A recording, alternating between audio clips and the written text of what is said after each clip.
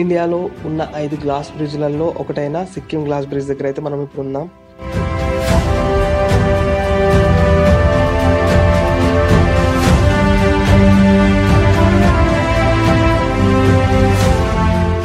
వర్షంతో నింటుంది. సో మనం ఇంకా వెళ్తా ఉన్నాం. మన దోస్తులు అయితే వెళ్ళిపోయారు. సో ఇప్పుడు వాళ్ళు పట్టుకోవడమే మన లక్ష్యం.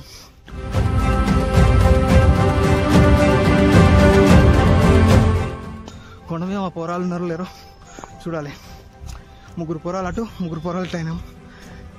అట్లయింది కథ. కిలోమీటర్ నడిచి ఫైనల్గా ఒక కొండకాడికైతే వచ్చినాం. కిరాకుంది అసలు ప్లేస్ అయితే.